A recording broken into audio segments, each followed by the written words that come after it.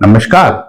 Vitamin B 12 जो हमारी diet का एक बहुत महत्वपूर्ण हिस्सा होता है, शाकाहारियों में अक्सर उसकी कमी होती है और इस कमी की वजह से बहुत सारे विकार हो सकते हैं।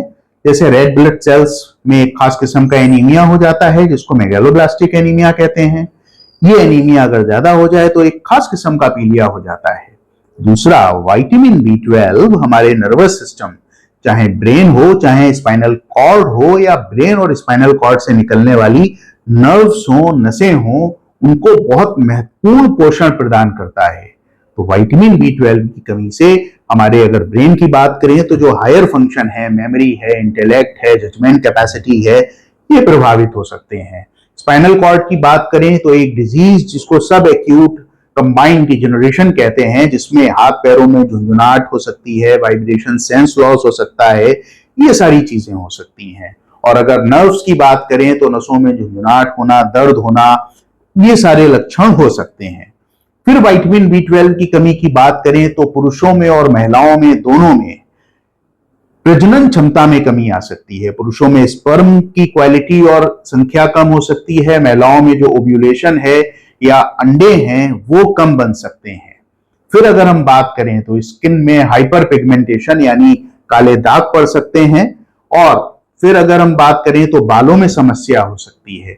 विटामिन बी 12 अगर गर्भावस्था में कम हो जाए तो होने वाले बच्चों को खास किस्म का विकार हो जाता है, जिसको न्यूरल ट्यूब डिफेक्ट कहा जाता है। विटामिन बी 12 अगर हमारा जो पूरा का पूरा पाचन तंत्र है उसमें भी कमी अगर हो जाए तो जीभ में इन्फ्लामेशन हो सकता है, जिसको ग्लोसाइटिस कहते हैं, और आंतों में बहुत सारी चीजों को अवशोषण करने की क्षमता कम हो सकती है।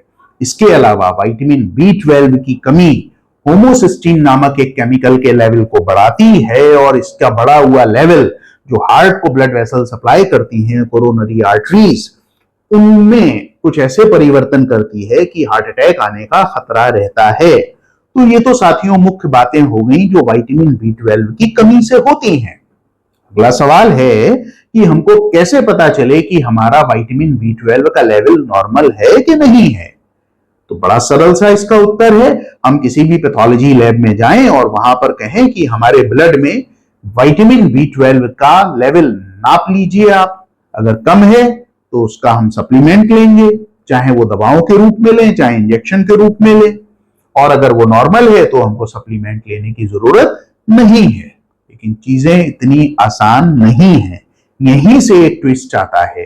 अक्सर हम स्वयं से या किसी चिकित्सक की सलाह से या किसी अपने की सलाह से कोई मल्टीविटामिन ले रहे होते हैं जिसमें विटामिन बी 12 होता है, या विटामिन बी 12 की टेबलेट ले रहे होते हैं, या हो सकता है कुछ विशेष परिस्थितियों में डॉक्टर की सलाह से विटामिन बी 12 का इंजेक्शन लगवा रहे हों। ऐसी अवस्था में साथियों क्या होता है कि ब्लड में तो विटामिन बी 12 का लेवल अगर हम नपवाएं तो या तो नॉर्मल आता है या नॉर्मल से भी ज्यादा आता है। रिपोर्ट में अक्सर लिखा होता है मोर देन 2000। लेकिन शरीर के जिन अंगों को विटामिन बी 12 चाहिए, जो मैंने आपको बताया, जैसे रेड ब्लड सेल्स बताई, जैसे स्किन बताया, ब्रेन बताया, स्पाइनल कॉर्ड बताई, नर्व सेल्स बताई, टेस्टिस बताई, ओवरीज बताई, उनमें विटामिन बी 12 की कमी बनी रहती है। तो अगर हम सप्लीमेंट ले रहे हैं तो उन सप्लीमेंट की वजह से ब्लड में लेवल ज्यादा आएगा, लेकिन वास्तविकता में विटामिन बी 12 हमारे शरीर को कम मिल रहा होगा। तो इसका हम कैसे पता लगाएं? इसके दो तरीके हैं। पहला तरीका यह है कि अगर हम विटामिन बी 12 की टेबलेट ले रहे हैं तो 3-4 हफ्ते उनको बंद करके फिर उसकी जांच कराएं।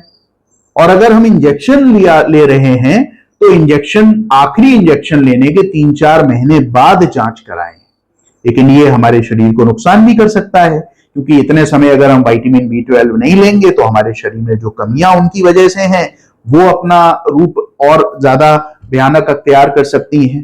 तो एक और जांच होती है साथियों, उसको मिथाइल मेलेनिक एसिड कहते हैं। तो अगर आप विटामिन बी 12 का सप्लीमेंट ले रहे हैं या ऐसे मल्टीविटामिन ले रहे हैं जिसमें विटामिन बी 12 है, तो आप विटामिन बी 12 की जगह जो जांच कराएं वो मिथाइल मेलेनिक एसिड नामक जांच कराएं। मिथाइल मेलेनिक एसिड अगर विटामिन बी 12 शरीर के उन अंगों को नहीं मिल रहा है जिनको मिलना चाहिए पर्याप्त मात्रा में, तो मिथाइल मेलेनिक एसिड की मात्रा ब्लड में बढ़ी हुई आती है, इंक्रीज आती है। तो इससे हमको पता चल जाता है कि रियल में सही मात्रा में हमारे उन अंगों को विटामिन B12 मिल रहा है अथवा नहीं मिल रहा। क्योंकि अगर हम सप्लीमेंट ले रहे हैं या इंजेक्शन लगवा रहे हैं तो ब्लड में विटामिन B12 की मात्रा या तो नॉर्मल आएगी या बढ़ी हुई आएगी। लेकिन मिथाइल मेलेनिक एसिड एक ऐसा मार्कर है जो अगर हम सप्लीमेंट ले रहे हैं उससे उस पर कोई भी प्रभाव नहीं पड़ता।